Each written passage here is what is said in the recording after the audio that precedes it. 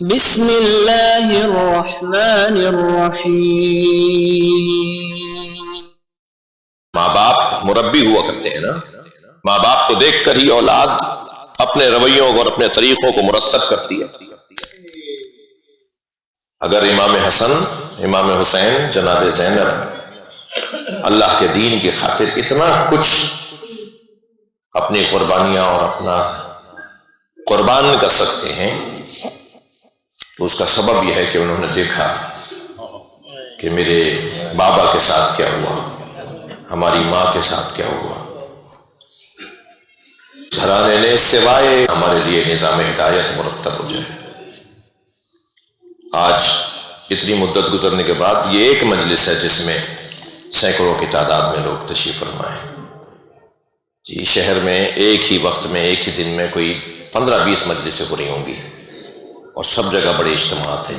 محرم میں تو رنگ ہی کچھ اور ہے، سب کچھ سیدہ کے بچوں پر منحصر ہے کہ انہوں نے جو قربانیاں دی ان کے نام پہ جو مجمع لگتا ہے، یہ چھوٹے سے بچے سے لے کے بڑے بزرگ تک سب ادب اور احترام کرنے، احترام کی خاطر آتے ہیں۔ یہ آپ کا بیٹھنا ممکن ہے کہ کوئی کہے جی مولانا کی مجلس میں تو کچھ بھی نہیں تھا، کچھ بھی نہیں پڑھا انہوں نے، لیکن ہم تو گئے تھے بیوی کو شکل دکھانے، ہم تو سیدہ کو راضی کرنے گئے تھے۔ اور یقین جانیے میں ان بچوں جوانوں سے کہہ رہا ہوں، ہمیں آج نہیں کل سب کو جس کا سامنا کرنا ہے وہ سیدہ ہیں۔ سیدہ کے بچے جنت کے جوانوں کے سردار ہیں، سیدہ خود خواتین کی سردار ہے، سیدہ کے شوہر جنت کی ضمانت ہے، جس کے پاس علی کی لکھی ہوئی تحریر جائے گا۔ یہ سنی شیعہ کی حدیث ہیں، یعنی حدیثوں پر بھی جو علی سے بغض رکھے گا وہ جنت کی خوشبو بھی نہیں سونگے گا۔ یہ سارا سیدہ کے گھرانے کے پاس ہے۔ آج نہیں کل سب کو ہمارا سامنا، ہمیں ان کا سامنا کرنا ہے، تو بہتر ہے کہ اس دنیا میں ہی اپنے معاملات کو ہم بہتر کریں۔ چلیں کچھ دیر کے لیے مدینے چلیے میرے ساتھ۔ مدینے میں ایک گھر سے دھواں اٹھ رہا ہے، مگر عزاداروں وہ دھواں چولہے کے جلنے کا نہیں ہے، وہ دھواں دروازے کے جلنے کا ہے، اور دروازہ بھی معمولی دروازہ نہیں ہے جس پہ نبی نے کھڑے ہو کر سینکڑوں مرتبہ سلام۔ آیت تطہیر کے نازل ہونے کے بعد رحلت مصطفیٰ تک سرکار روزانہ نماز فجر کے بعد سیدہ کے دروازے پر کھڑے ہو کر یہ جملہ تکرار کرتے تھے: السلام علیکم یا اہل بیت النبوہ ومعدن الرسالہ ومختلف الملائکہ۔ سلام ہو اہل بیت نبوت پر، معدن رسالت پر سلام ہو۔ روزانہ سیدہ کے دروازے پر، سیدہ کے دروازے پہ نبی سلام کرتے تھے، اور نبی کے آنے سے پہلے استقبال ہو رہا ہوتا تھا کہ بابا اب آنے والے ہیں، نانا اب آنے والے ہیں۔ روزانہ دروازے پہ سبھی استقبال ادب کرتے تھے، مگر ایک دن منظر عجیب تھا۔ منظر یہ تھا کہ جناب زینب کھڑی، اور جناب زینب کی عمر اس وقت 3.5 سال کی ہے۔ نبی نے جب جناب زینب کو کھڑے دیکھا تو جتنا پیار امام حسین سے ہے اس سے کم پیار جناب زینب سے نہیں ہے۔ جناب زینب کی پیشانی کا بوسہ دیا، بیٹا زینب تم دروازے پہ کیوں آئی ہو؟ فرمایا نانا رات کو میں نے خواب دیکھا ہے۔ اماں زہرا کہتی ہیں نانا سے تعبیر پوچھو۔ نانا میں نے خواب دیکھا ہے صحرا میں تنہا ہوں، ایک بیابان ہے، ایک صحرا ہے جس میں میں تنہا ہوں۔ نانا میں خواب دیکھتی ہوں کہ تیز آندھی چل رہی ہے، اور آندھی اتنی تیز ہے کہ میرے پیر زمین سے اکھڑ رہے تھے۔ میں نے دور ایک درخت کا سہارا لیا، ایک درخت نظر آیا، میں نے اس کا سہارا لیا، تیز آندھی کے جھونکے نے وہ درخت زمین سے اکھاڑ دیا۔ نانا مجھے دوسرا درخت نظر آیا، میں نے اس کا سہارا لیا، ایک آندھی کے جھونکے کی وجہ سے وہ درخت بھی زمین سے اکھڑ گیا۔ نانا مجھے تیسرا درخت نظر آیا، میں نے اس کا سہارا لیا، مگر وہ درخت بھی زمین سے اکھڑ گیا۔ نانا اب دور دور تک کوئی درخت بھی نہیں تھا، کوئی سہارا بھی نہیں تھا، تیز آندھی چل رہی ہے، صحرا میں میں تنہا ہوں اور میرے لیے کوئی سہارا بھی نہیں ہے۔ نانا خواب یہاں مکمل ہو گیا ہوتا تو میں زحمت نہ دیتی، مگر خواب آگے بڑھتا ہے۔ تیز آندھی کے جھونکے سے میرے سر سے چادر اتر گئی، اجرکم اللہ. اپنی آوازوں کو آزاد کریں گے. جب آپ بلند آواز سے روتے تو 5 دعائیں ملتی ہیں اس گھرانے سے. امام جعفر صادق، امام رضا، امام تقی دعا دیتے ہیں رونے والوں کو. جیسے ہی جناب زینب نے فرمایا نا کہ تیز آندھی کے جھونکے سے میرے سر سے چادر اتر گئی، نبی کی آنکھوں میں آنسو تھے. فرمایا زینب تمہارے 3 سہارے ہیں. تمہارا بابا علی تمہارا سہارا، تمہارا بھائی حسن تمہارا سہارا، تمہارا بھائی حسین تمہارا سہارا. ایک بیابان ہوگا جسے کرب و بلا کہتے ہیں. اس بیابان میں تمہارا تیسرا سہارا بھی تم سے چھن جائے گا.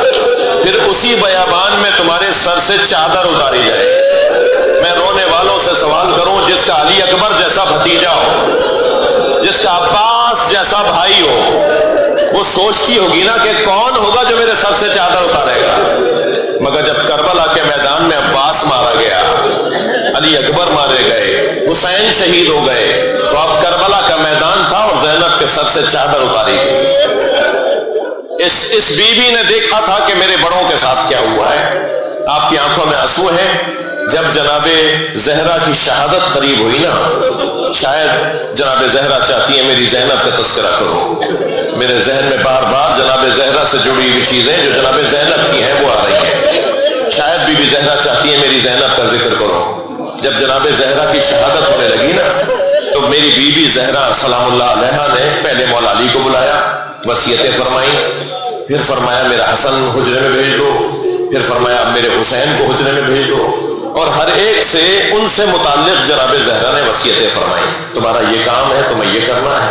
مولا علی سے تو فرمایا تھا میرے حسن کا یہ مزاج ہے، میرے حسین کو پیاس بہت لگتی ہے، میری زینب کے ساتھ یہ معاملات ہیں، اور جب میری زینب کی شادی ہونے لگے تو میری ذاتی چیزیں میری زینب کو دے دینا. ایک ایک بچے کے بارے میں جناب زہرا نے مولا علی سے وصیت فرمائی. پھر امام حسن سے کچھ کہا، پھر امام حسین سے کچھ فرمایا، اور پھر آخر میں فرمایا اب میری زینب کو میرے حجرے میں بھیجو. جناب زینب کی عمر 4 سال کی ہے جب حجرے میں بلائی جا رہی ہے. اب اکیلی ماں بستر پر ہے. عزادارو آپ کی آنکھوں میں آنسو دیکھتے ہوئے مجھے ایک جملہ اور یاد آ رہا ہے. اگر کوئی خاتون مر رہی ہو اور اس کے بچے چھوٹے ہوں تو اس کا حال غیر ہو رہا ہوتا ہے. میرے بچوں کے ساتھ کیا ہوگا، میرے بچوں کو کون سنبھالے گا. جناب زینب کو حجرے میں بلایا. 4 سال کا سن ہے جناب زینب کا. فرمایا زینب وہ سامنے صندوقچہ رکھا ہے، اٹھا کے لاؤ. جناب زینب صندوقچہ اٹھا کر لے کر آئی. تو کہا بیٹا اسے کھولو، دیکھو اس میں کیا نظر آ رہا ہے. تو جب کھولا نا تو اس میں کفن رکھے ہوئے تھے. فرمایا زینب جب تمہارے نانا میرے بابا کی رحلت ہونے لگی تو جبرائیل جنت سے 5 پنجتن کے کفن لے کر آئے اور 5 حنوط لے کر آئے. 5 کفن اور 5 حنوط لے کر آئے. یہ پنجتن کے کفن ہیں. تمہارے بابا نے ایک کفن میرے بابا کو دے دیا، تمہارے نانا کو وہ جنت کا کفن پہنا دیا ہے. اب یہ 4 کفن ہیں، مگر مجھے دکھاتی رہو تو میں تمہیں بتاتی رہوں کہ کون سا کس کا ہے. اور یہ اب ذمہ داری تمہاری ہے. میں بی بی سے ہاتھ جوڑ کر کہوں گا، بی بی بہت کم سن بچی ہے، بڑی سنگین ذمہ داری ہے جو آپ اپنی بیٹی زینب کو دے رہی ہیں. جناب زینب نے ایک کفن اٹھایا. جناب زینب نے دیکھ کے فرمایا زینب انہی دنوں میں، آج کل میں ہی انہی دنوں میں تمہارے بابا آئیں گے گھر میں اور تم سے کہیں گے کہ اماں کا کفن دے دو. تو یہ میرا کفن ہے جو جنت سے آیا ہے، یہ تم اپنے بابا علی کو دے دینا. اجرکم اللہ. ایک اور کفن دیکھ کر فرمایا بیٹا زینب کچھ مدت کے بعد تمہارا بھائی حسن آ کے تم سے کہے گا کہ بہن زینب بابا علی کا کفن دے دو. تو یہ تمہارے بابا علی کا کفن ہے جو جنت سے آیا ہے. پھر ایک اور کفن دیکھا. فرمایا بیٹا زینب کچھ اور مدت کے بعد تمہارا بھائی حسین تمہارے پاس آئے گا اور تم سے کہے گا بھائی حسن کا کفن دے دو. تو یہ کفن تم بھائی حسن کا ہے جو حسین کو دے دینا. اب عزادارو ایک کفن رہ گیا جو جنت سے کفن آئے تھے 5 کفن، ان میں ایک آخری کفن رہ گیا.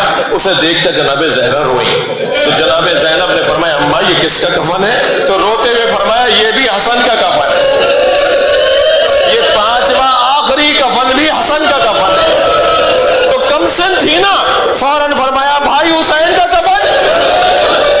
تو زہرا روتے ہوئے کہتی ہے حسین کا کفن جنت سے نہیں آیا، میرا بچہ بغیر کفن کے دفنایا جائے.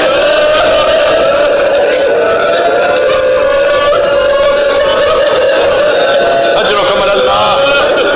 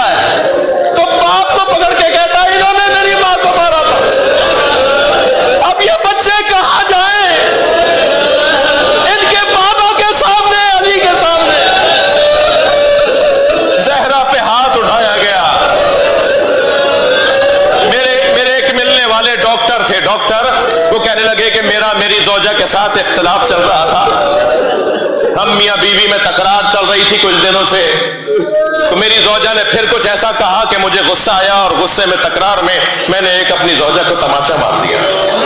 3 دن کے بعد مجھے احساس ہوا کہ مجھے مارنا نہیں چاہیے تھا، تو میں نے اپنی زوجہ سے کہا مجھے معاف کر دو۔ 3 دن بعد جا کے میں نے معافی مانگی، مجھے معاف کر دو، میں نے تمہیں مارا۔ تو میری زوجہ کہنے لگی آئندہ کبھی ایسا ہو آپ غصے پہ قابو نہ پا رہے ہو تو بس اتنا خیال کیجیے گا میرے بچوں کے سامنے نہ ماریے۔ جب آپ مار رہے تھے ہماری بیٹی دیکھ رہی تھی، وہ 3 دن سے بخار میں ہے اور بس ایک ہی بات کہتی ہے اماں آپ کو بابا نے مارا، اماں آپ کو بابا نے مارا۔ امام حسن مدینے کی ایک گلی سے نہیں گزرتے تھے، بس مجلس مکمل کر رہا ہوں، امام حسن مدینے کی ایک گلی سے نہیں گزرتے تھے، جب وہ گلی آتی تھی رستہ بدل دیتے تھے۔ تو ایک صحابی نے پوچھا مولا آپ اس گلی سے نہیں گزرتے؟ فرمانے لگے میں کم سن تھا، اپنی ماں کے ساتھ آ رہا تھا، ایک شخص نے میری ماں پہ ہاتھ اٹھایا تھا، جب اس گلی سے گزرتا ہوں مجھے وہ منظر یاد آ جاتا ہے، فاطمہ کو فاطمہ کے بچوں کے سامنے مارا گیا، پہلو شکستہ، بازو ورم زدہ، سیدہ جوانی میں دفنائی گئی۔ اللہ لعنت اللہ اللہ قوم الظالمین۔ یا اللہ ان آوازوں پہ رحمت نازل فرما، رونے والوں کی توفیقات میں اضافہ فرما، ہماری عاقبت بخیر فرما۔